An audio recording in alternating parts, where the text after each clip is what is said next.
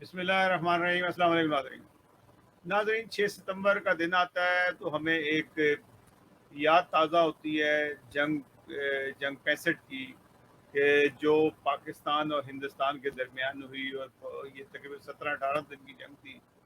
کافی زیادہ خون ریزی اس کے اندر ہوئی، اور جنگ کے اندر جو نتیجہ نکلا وہ سب کے سامنے تھا۔ جنگیں جو سی ہیں وہ جیتی بھی جاتی ہیں اور جنگیں ہار بھی جاتے ہیں۔ کہیں نہ کہیں غلطیاں ہوتی ہیں، لوگ اس غلطی سے فائدہ اٹھاتے ہیں اور دوبارہ اس کو ٹھیک کرنے کی کوشش کرتے ہیں۔ غلطیاں ایسی ہوتی ہیں کہ جیسے کہ اب جنگ احد کو لے لی جائے، جنگ جیتی ہوئی جنگ جو تھی وہ ہار میں اس وقت تبدیل ہوئی جب کچھ صحابہ نے یہ سوچا اب تو ہم جنگ جیت چکے ہیں، اور جہاں پہ ان کی ڈیوٹی لگائی گئی تھی وہاں سے وہ غفلت کر گئے اور وہ جگہ چھوڑ دی جہاں پہ دشمن پہلے سے طاق لگا کے بیٹھا تھا، اور اس نے موقع غنیمت جانا اور جس کے اندر انہوں نے حملہ کر دیا، اور جس سے خاصا مسلمانوں کی جو فوج تھی اس کو نقصان ہوا، جس میں حضور صلی اللہ علیہ وسلم کے 2 دانت مبارک بھی شہید ہوئے۔ یہ بہت بڑا نقصان تھا جو جو مسلمانوں کو ہوا، کہ حضور کو بھی اس کی تکلیف پہنچی۔ اسی طریقے سے اگر سیکنڈ ورلڈ وار کو لیا جائے تو ایک جیتی ہوئی جنگ تھی ہٹلر کی۔ ہٹلر جنگ جیت رہا تھا، اور جو اتحادی تھے وہ پسپائی کی طرف جا رہے تھے، لیکن وہ غلطی پہ غلطی کرنا شروع ہو گیا، اور غلطی وہ کی اس لیے غلطی نہیں کی کہ ان کے خیال میں یہ تھا کہ یہ جو سا ہے کہ یہ کوئی مذہبی جنونیت تھی، یا ان کسی کو مارنا تھا۔ وہ غلطی ایسی کر دی جس کو اس کو واپس کرنا بہت مشکل تھا، کہ انہوں نے جنگ کو کی پیش قدمی جاری رکھی رشیا کی طرف، اور آگے ان کا یہ اندازہ نہیں تھا کہ برفیں پڑ جائیں گی اور کمک آگے نہیں پہنچے گی، جو ایک سنگین غلطی تھی جس سے ان کی فوج کئی حصوں میں تقسیم ہو گئی، اور جس کو اتحادی فوجوں نے فائدہ اٹھایا اور ان کو شکست کے اندر وہ تبدیل ہو گئی۔ تو اسی طریقے سے بہت ساری غلطی ہوتی ہیں۔ اگر جنگ 65 کا ذکر کریں تو پاکستان نے جو پلاننگ کی تھی کہ ہم جنگ کو کس طریقے سے لڑیں گے، اور اس جنگ کے اندر ہم نے کہاں پہ اپنے جو ہیں وہ مورچے کھولنے ہیں، کون سے بارڈر کھولنے ہیں، کون سے بارڈر پہ ہم نے دفاع کرنا ہے، یہ طے ہو چکا تھا۔ اور ان کے اوپر باقاعدہ ہمارے جرنیلز، ہمارے بریگیڈیئرز مختلف جنہوں نے اس کے اوپر ڈیوٹیز دی اور بڑے اچھے طریقے سے اس کو نبھایا۔ جو مین کام تھا وہ کشمیر کا محاذ تھا، جس کے اوپر جب پاکستان بنا تو فوج نے بھی اور سیاسی لیڈروں نے بھی یہ قوم سے وعدہ کیا تھا کہ ہم کشمیر دوبارہ کشمیر آزاد کرائیں گے، اور یہ ہندوستان کا ناجائز قبضہ ہے جس کو ہم نے ہر صورت میں آزاد کرانا ہے، جس کی پلاننگ فوج ہمیشہ سے کرتی تھی، اور فوج نے بڑی اچھے طریقے سے اس کی پلاننگ کی۔ ایک محاذ کھولنا تھا، اور وہ محاذ تھا کشمیر کا۔ اس کشمیر کے محاذ کی جو ذمہ داری تھی وہ جنرل اختر حسین ملک کے کندھوں پہ تھی، جن کو پلاننگ کرنے کے لیے کہا گیا۔ جنرل اختر حسین ملک نے ایک کمانڈوز کی فوج تیار کی، جو اب باقاعدہ ریگولر فورس بن چکی ہے۔ یہ کمانڈوز جو اب نظر آتے ہیں یہ جنرل اختر حسین ملک نے ہی تیار کیے تھے، اور اس کی ٹریننگ دی، اور وہ ایک خاص ٹریننگ تھی۔ وہ اتنی ہارڈ ٹریننگ تھی کہ جو عام فوج جو سی ہے جو کام ایک ہفتے میں کرتی تھی وہ ایک دن میں کر لیتی تھی۔ اس فوج کی تیاری ہوئی، اور جب وہ دن آیا جس دن اٹیک کرنا تھا، کیونکہ ہندوستان سے جھڑپیں جاری تھیں، اور انہوں نے ایک دن کا ٹاسک لگایا کہ ہم اخنور تک فتح کر لیں گے اور آگے سری نگر ہے، اور سری نگر کو بھی ہم قبضہ کر لیں گے ایک دن کے اندر ہی جا کے۔ یہ تیاری مکمل ہو چکی تھی، اور جنگ شروع ہو گئی۔ جنگ شروع ہوئی، ہندوستان نے ادھر سے لاہور کی طرف اٹیک کیا، جہاں پہ پاکستان نے کوئی اتنا زیادہ دفاعی سسٹم نہیں رکھا ہوا تھا۔ سیالکوٹ ہندوستان نے 3-4 محاذ کھول دیے، چونڈا کا محاذ کھول دیا، سیالکوٹ کا محاذ کھول دیا، اور لاہور کا محاذ کھول دیا۔ پاکستان نے اس طرف تمام جگہوں پہ دفاع کیا اور صرف ایک جگہ پہ پیش قدمی کی، اور وہ تھا کشمیر کا محاذ، جو دریائے تبی عبور کرتے ہوئے چھم کو فتح کیا، تبی عبور کیا، اور جب اخنور سے صرف وہ 1 گھنٹے کی مسافت پہ تھے تو اچانک GHQ سے آرڈر آتا ہے ایوب خان اور جنرل موسیٰ کا کہ جی جنگ کو روک دیا جائے، اور اسی وقت کمانڈ تبدیل کر دی گئی۔ اور کمانڈ تبدیل جب کی تو کمانڈ تبدیل کرنے وہاں جو آدمی بھیجا گیا تو لوگ ہکا بکا رہ گئے کہ ایک شرابی کبابی زانی شخص جس کا نام یحییٰ خان تھا اس کو وہاں بھیج دیا اور جنرل اختر حسین ملک کو واپس بلا لیا گیا۔ اس کی وجہ سے کہ کیا وہ نقصان ہوا کہ جو ہم اخنور فتح کرنے والے تھے ہماری فوج رک گئی اور ہندوستان کو موقع مل گیا۔ بہت سارے جرنلز کا کہ میں نے انٹرویو سنے اور پڑھے اور دیکھے بھی، اب تو ویڈیوز بھی آ گئی ہیں۔ انہوں نے کہا کہ ہم تو اپنے ہاتھ پیر چھوڑ چکے تھے کہ یہ ہمارے ہاتھ سے کشمیر نکل گیا ہے، تو یہ اچانک انہوں نے کمانڈ کیوں تبدیل کی؟ کمانڈ تبدیل کرنے کے پیچھے ایک بہت بڑا ایک وجہ یہ تھی، جنرل اختر حسین ملک کا تعلق جماعت احمدیہ سے تھا، اور جماعت احمدیہ ان کے اندر ایک تعصب اچانک ابھر آیا کہ انہوں نے کہا یہ تو ہیرو بن جائے گا یہ شخص جو سا، اس جنگ کو روکا جائے اور ان کو ہٹا دیا جائے۔ انہوں نے وہ ہٹایا۔ اس تعصب کی بنا سے کیا ہوا کہ وہ جنگ جو جیت رہے تھے وہ ہار میں تبدیل ہو گئی، ہندوستان دوبارہ سے مضبوط ہو گیا اور پاکستان جوڑیاں کو فتح نہ کر سکا۔ جو جوڑیاں کا اگلے دن کی پلاننگ تھی قبضہ کرنے کی، جوڑیاں کو نہیں قبضہ کیا بلکہ چھم سے بھی ہم کو ہاتھ دھونے پڑے۔ تو یہ ایک مختصر سی میں آپ کو کہانی سنائی ہے، اس کی لمبی کہانی ہے، اور بہت سارے پاکستان کے جو دانشور ہیں، فوجی جرنیل ہیں اور بہت سارے لوگوں، انہوں نے اس کے تبصرہ کرتے ہوئے کہا کہ یہ ایک سنگین غلطی تھی جو ایوب خان نے اور جنرل موسیٰ نے کی تھی کہ جنرل اختر حسین کو واپس بلا کے جنرل یحییٰ کو وہاں لگا دیا جو ایک نااہل آدمی تھا۔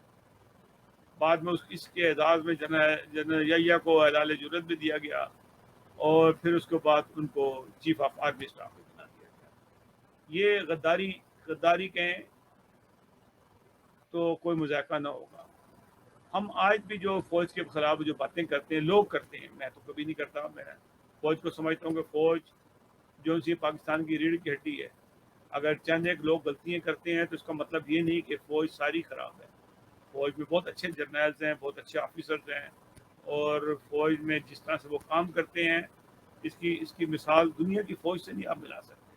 ہمارے فوجیوں نے بڑی قربانیاں دی۔ یہ جو تقریب کاری ہو رہی تھی 15 سال سے، اس کو ہماری فوج نے ختم کیا۔ جنرل اسرائیل شریف، جنرل باجوہ، یہ سب لوگوں نے بڑے اچھے طریقے سے کہیں غلطیاں انسان سے ہو جاتی ہیں، لیکن جو سنگین غلطیاں ہوتی ہیں جیسے کہ ایوب خان جنرل موسیٰ سے ہوئی تھی، وہ ایک مذہبی تعصب تھا۔ اس کا نمونہ سامنے نظر آ گیا۔ ایوب خان جب جنگ ختم ہو گئی تو پھر انہوں نے اپنے آپ کو وہی حرکتیں کرنی شروع کر دی جیسا کہ عمران خان جگہ جگہ کہتے ہوئے ختم نبوت کے وعدے لوگوں کو کراتے رہے اور کہتے رہے کہ میرا ختم نبوت بھی یقین ہے، اور اس قسم کی حرکات کرتے رہے، احمدیوں کے خلاف بولتے رہے۔ تو یہ سلسلہ جاری رہا، آج بھی جاری ہے۔ آج ہماری فوج کے اندر احمدی چند گنتی کے رہ گئے ہوں گے۔ اگر کوئی احمدی ہوگا تو وہ اپنا مذہب کا کالم کو تبدیل کر کے وہ ایز اے مسلمان جو سے فوج میں سروس کر رہا ہوگا۔ یہ تو احمدیوں کا داخلہ فوج میں بند ہے۔ یہی وجوہات ہے کہ ان کو کسی کے اوپر یقین نہیں آتا۔ احمدی کبھی بھی ہو، وہ کبھی بھی حکومت پہ قبضہ نہیں کریں گے، ان کا نسب العین ہی نہیں ہے، ان کا کام ہی نہیں کہ اس قسم کا کام کریں۔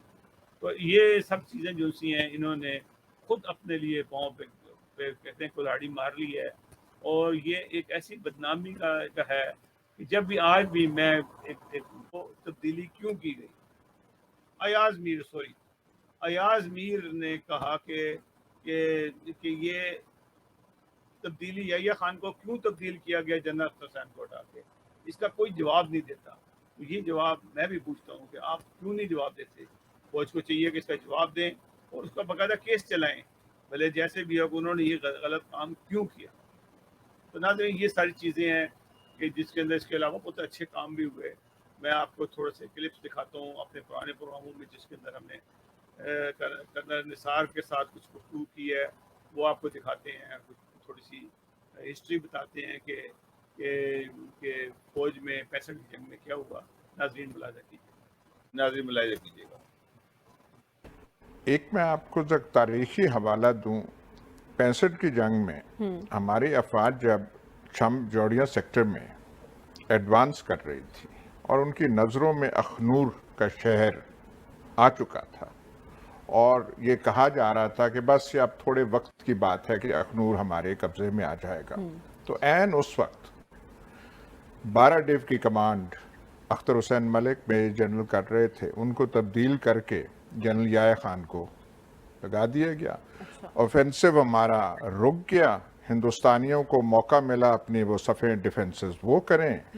اخنور پھر جب حملہ ہوا، وہ حملہ ہمارا پسپا ہو گیا، رک گیا، اخنور نہ آیا۔ آج تک پوچھا جا رہا ہے کہ جنرل اختر حسین ملک کو ریموو کیوں کیا تھا، اور جنرل یحییٰ خان کو 12 ڈیو کا کمانڈر آج تک 60 سال ہو گئے ہیں، 40 اور اتنے سال، اس کا جواب نہیں مل سکا۔ پاکستان بنا تو پاکستان کی جو آرمی تھی وہ برٹش آرمی کے ساتھ کام کر رہی تھی، اس میں ہندو، سکھ، مسلمان ہر قسم کے تھے۔ پھر اس کی آرمی کی تقسیم ہوئی تو بہت سارے جو پاکستان سے ریلیٹڈ جو آرمی آفیسر تھے، فوج تھی، وہ پاکستان میں آ گئی، اور انڈیا سے جو ریلیٹڈ تھے، جو اس میں مسلمان بھی تھے، جو ہندوستان میں رہنا چاہتے تھے، وہ ہندوستان میں رہے۔ جو پاکستان کے پہلے چیف آف آرمی اسٹاف تھے اس وقت، جو سب سے بڑے جو آرمی کے جو جنرل تھے، ان کا نام تھا جنرل نذیر احمد، جن کا تعلق جماعت احمدیہ سے تھا۔ وہ قائد اعظم نے ان کو اپنا جو چیف مقرر کیا اس وقت، اور پھر اس طرح انہوں نے ایک سرو کیا۔ میں صرف یہ بتانا ہی چاہتا ہوں کہ آج جو پاکستان کے اندر جو احمدیوں کے خلاف ایک نفرت ہے پھیلائی جا رہی ہے، کہ میں بتانا چاہتا ہوں کہ آج جماعت احمدیہ نے پاکستان کے لیے کیا کچھ کیا، اور اگر آپ دیکھیں تو جنرل نذیر نے پاکستان آرمی کی بنیاد رکھی اور پاکستان آرمی کو منظم کر کے آگے چلایا، جب تک وہ آرمی کو سرو کرتے رہے، اور ایک کے بعد ایک جو سے تھا آفیسر جو سے بنتے رہے، کئی جنرلز بنے، انہوں نے بہت کارنامے کیے۔ اس کے بعد کشمیر کا جو موجودہ حصہ ہے وہ بھی ایک احمدی جنرل کے ہی انہوں نے منت ہوا، اور انہوں نے جنرل شمیم نے وہاں پہ جنگ لڑی، اور وہ وہاں پہ اسی علاقے کے رہنے والے تھے، اور اس طرح سے ان کا بھی تعلق جماعت احمدیہ سے تھا۔ پھر 65 کی جو وار ہوئی، اس وار کو میں دو طرح سے دیکھتا ہوں۔ ایک یہ جنگ جو تھی، ایک جیتی ہوئی جنگ تھی، جس کو ہماری اندر کی غداریوں کی وجہ سے اس کو ناکام کیا گیا۔ اس جنگ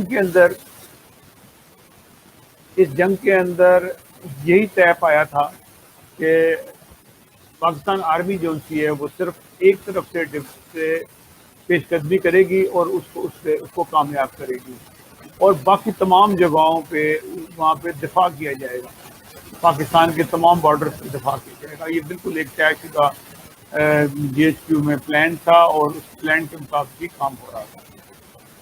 پاکستان کے ایئر فورس نے بھی بہت اچھے طریقے سے کام کیا، اور ہمارے جرنیلز نے بھی اپنے اپنی جگہوں پہ کام کیا۔ میں آپ کو تعارف کرا دوں، صرف یہ جو پہلی آپ تصویر دیکھ رہے ہیں، یہ جنرل نذیر کی تصویر ہے۔ یہ جنرل نذیر وہ تھے جو پہلے آرمی چیف تھے، سمجھ لیں کہ یہ پاکستان کے۔ یہ جنرل تخار جنجوع ہیں، سوری، یہ جنرل اختر ملک تھے، یہ ان کے چھوٹے بھائی جنرل عبدالعلی ملک ہیں، جنہوں نے چوئنڈا کے اوپر جنگ لڑی اور جیتی۔ یہ جنرل تخار جنجوع ہیں، جو پہلے شہید تھے، دنیا کی تاریخ کے پہلے شہید تھے۔ یہ ظفر چودھری تھے۔ ظفر چودھری وہ ہیں جنہوں نے ایئر فورس کے اندر جو ترقی کی، ایئر فورس کو منظم کیا، ایئر فورس کو، یہ ایک سینئر تھے بہت ایئر فورس آفیسرز میں، اور انہوں نے جس طریقے سے ایئر فورس کو منظم کیا، یہ ایئر فورس والے ہی جانتے ہیں۔ میں آج بات کروں گا جو سب سے زیادہ جو تکلیف کی بات ہے، اس کا بھی ذکر کروں گا، جو 65 کی وار میں ہوا۔ ہمارے جو غیر احمدی تھے، جو احمدی نہیں تھے، انہوں نے بھی بڑے جگر سے دشمن کا مقابلہ کیا، شہادتیں بھی ہوئیں، اور لیکن جن جگہوں پہ کامیابیاں حاصل ہوئی، جسے کہتے ہیں 65 ہو یا 71 ہو، ایم ڈی جنرل ہی تھے جنہوں نے کامیابی حاصل کی اور وہ ہیروز بنے۔ یہ اگر آپ دیکھیں تو چھم کے اوپر جنرل اختر حسین ملک تھے، چونڈا کے اوپر جو سب سے بڑی دنیا کی جنگ، یعنی کہ اگر سیکنڈ ورلڈ وار کے بعد اگر کچھ ٹینکوں کی سب سے بڑی جنگ لڑی گئی ہے وہ چونڈا کے محاذ پہ لڑی گئی ہے، اور جس کے اندر عبدالعلی ملک تھے، جنرل اختر حسین ملک کے چھوٹے بھائی تھے۔ چھم پہ جو جنگ لڑ رہے تھے اس وقت بریگیڈیئر افتخار جنجوعہ تھے، اس وقت بریگیڈیئر تھے، بعد میں وہ جنرل ہوئے اور ان کی شہادت 71 کی وار میں ہوئی۔ اس طرح سے ایم ڈی او نے ایئر فورس کے اندر بھی اپنے کارنامے انجام دیے، وہ ایک لمبی ہسٹری ہے بالکل۔ میں آپ کو ایک چھوٹا سا پیغام دیتا ہوں کہ یہ غداری کیسے ہوئی۔ غداری یہ ہوئی تھی کہ کشمیر آج ہمارے ہاتھ میں ہوتا، اگر افتخار جنرل اختر حسین ملک کو روکا نہ جاتا، اخنور فتح ہو رہا تھا، ان کو روکا گیا، ایوب خان، جنرل موسیٰ اور ان لوگوں کی غداری کی وجہ سے یہ جنگ جو کی ہے ناکامی میں بدل گئی، اور جو ہم جیت کر رہے تھے اور وہ ہار میں بدل گئی۔ وہ کیا ہوا یہ آپ کو میں یہ ویڈیو میں دکھاتا ہوں کہ یہ ویڈیو میں مختلف جرنیلز نے، مختلف جو لوگوں نے یہ بیانات دیے اور جو حقیقت بھی ہے، اگر آپ اس میں دیکھیں تو یہ بہت بڑی پاکستان سے ویسی ہوئی تھی۔ ناظرین ملاحظہ کیجیے گا 65 کی وار میں آج میں پاکستان میں کیا کیا غداریاں۔ یہ 65 میں ایک بڑے نازک موقع پر کمانڈ چینج کر دی گئی تھی۔ جنرل اختر ملک صاحب کو چھوڑ کر ان کو ہٹا کر جنگیالیہ کو لے آئے تھے، اور وہ 24 گھنٹے جو تھے وہ پاکستان کا جو offensive کامیابی کی طرف جا رہا تھا اس کو بہت بڑا جھٹکا لگا، اور اس وقت اگر جنرل ملک کہتے وہاں پہ تو شاید یہ پاسبل تھا کہ پاکستان آج یہ جو کشمیر کا کرائسس ہے یہ کسی اور جنرل صاحب یہ جو اس وقت فیلڈ مارشل ایوب خان کا فیصلہ تھا یہ دانستہ فیصلہ نہیں تھا؟ مجھے تو ایسے لگتا ہے جیسے وہ گھبرا گئے تھے پیش قدمی سے، اور اس لیے انہوں نے کمانڈ جان بوجھ کر تبدیل کی کہ آپ کی پیش قدمی رک جائے۔ نہیں، یہ دیکھیے اس کے ایک پہلو تو بڑا آپ نے صحیح فرمایا کہ وہ سمجھ رہے تھے کہ شاید ایک تو اسٹیبلشمنٹ کو خیال یہ تھا کہ ہو سکتا ہے جنرل ملک بہت زیادہ شہرت حاصل کر لیں اور نیکسٹ جو ان کے ذہن میں تھا وہ چیز نہ بن سکے، اور جنگیالیہ کو بھیجا گیا، اور اسی لیے خاص طور پر اور یہ فیصلہ ڈیلے ہو گیا پھر۔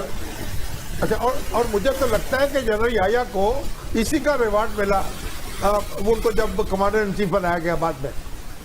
انہوں نے جا کر جس طریقے سے آپریشن ڈیلے ہوا، اخنور ہمارے ہاتھ میں تھا وہ نکل گیا ہم سے، اس کے بعد ہم بہت آگے جانے کے لیے تیار کھڑی تھی، وہ بڑا نقصان ہوا پاکستان کا۔ چلو، ایم کی ذمہ داریاں آپ کو سونپی گئی تھیں؟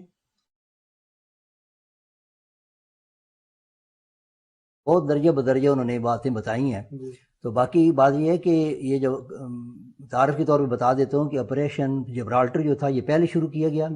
اس کا مقصد تھا کشمیری جو لوگ ہیں مقبوضہ کشمیر میں ان کے اندر آزادی کی لگن پیدا کی جائے اور ان کے اندر بیداری پیدا کی جائے۔ اس کے بعد جو آپریشن گرینڈ سلیم ہے اس کا مطلب ہے کہ ایکشن، یعنی باقاعدہ ایکشن لیا گیا، فوجوں کا مقابلہ ہوا آپس میں۔ تو جہاں تک ذوالفقار علی بھٹو صاحب کی بات ہے، یہ بعض لوگ کیا فرائی کرتے ہیں لیکن وہ تو ملٹری کے بندے ہی نہیں ہے۔ یہ ایک ممکنہ منصوبہ تھا جسے سوچ سمجھ کر بنایا گیا تھا، اور مسٹر بھٹو کو پسند آیا تھا چونکہ وہ وزیر خارجہ تھے، پر اس میں ان کا تھا تعلق۔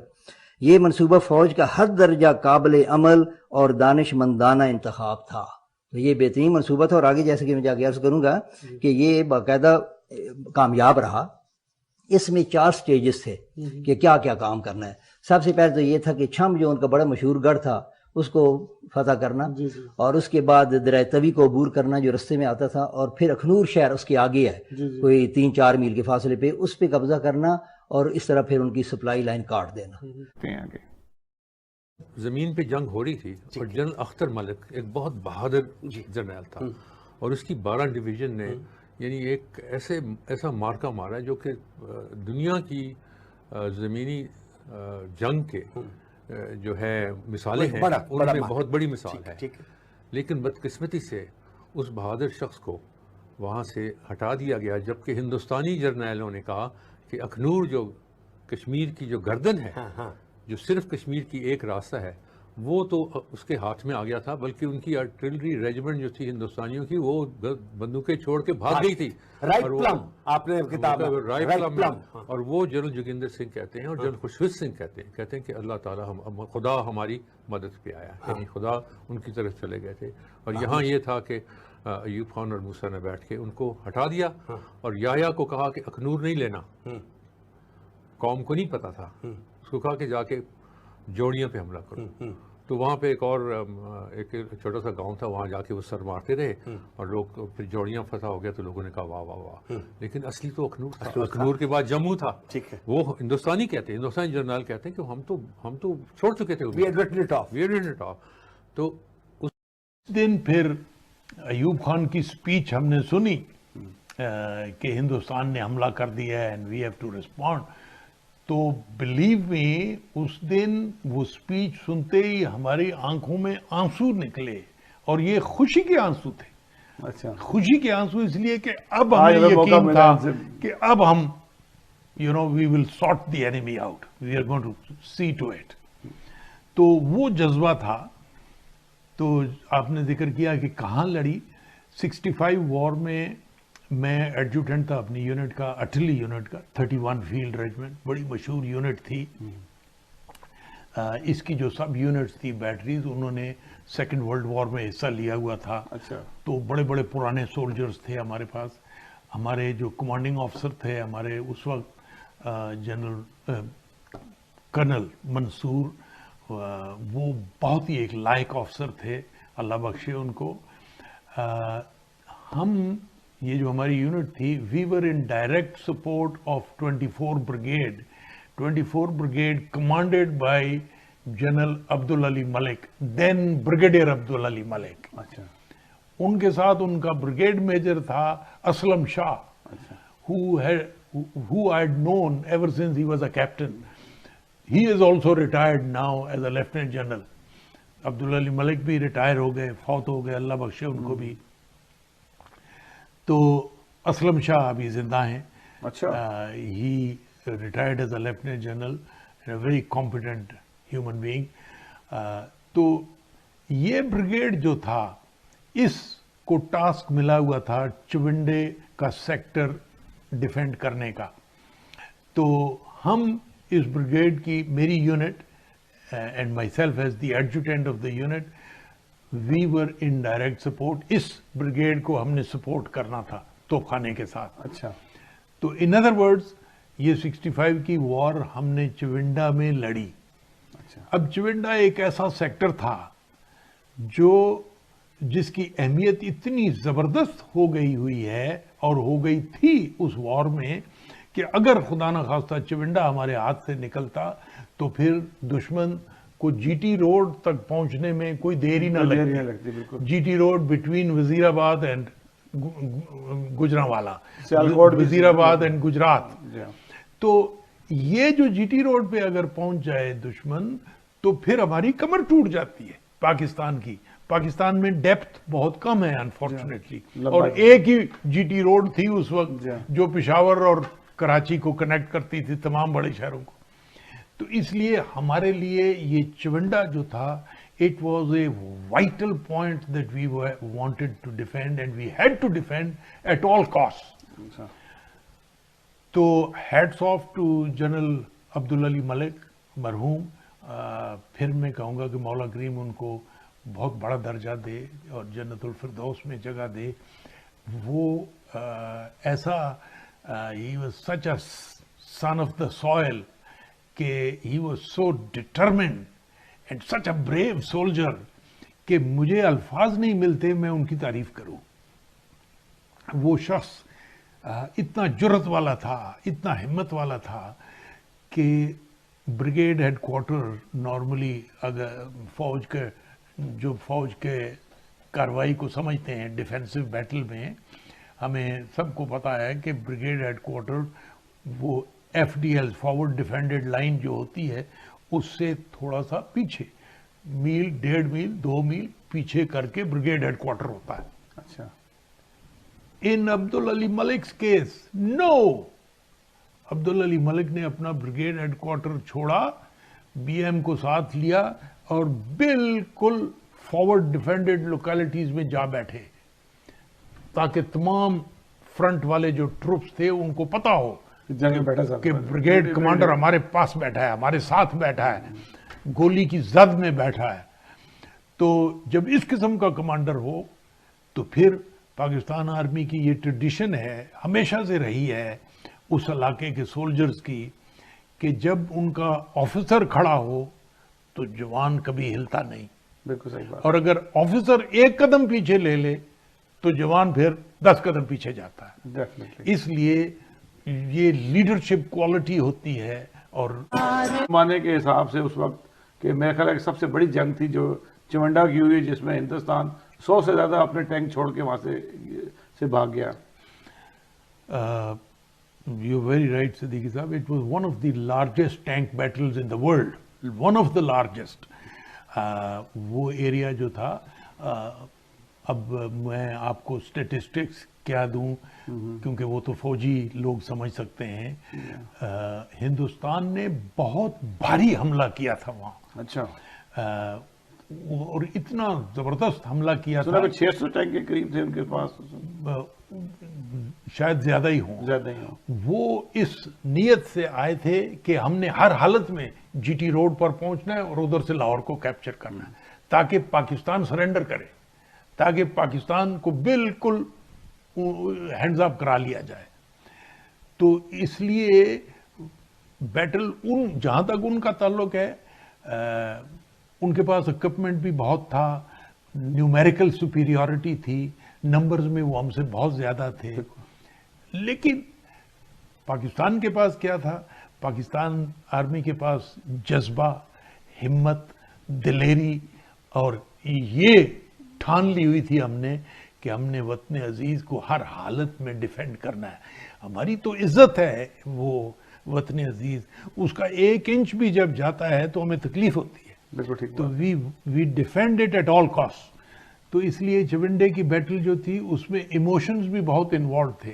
अच्छा। इमोशंस इस तरह थे कि it was a question of do और डाई। ठीक। We could not afford to. और ये ब्रिगेडियर ने, अब्दुल अली मलिक ने बड़ा क्लियरली वाजे कर दिया था अपने तमाम ट्रूप्स पर कि look, this is where we have to, चिवंडा has to be defended at all cost. At all cost means कि if we have to die, we will die here. We will not go back and die somewhere here. जी नाज़रीन, आपने मुलाज़ा किया, आपने general Mustafa को भी सुना,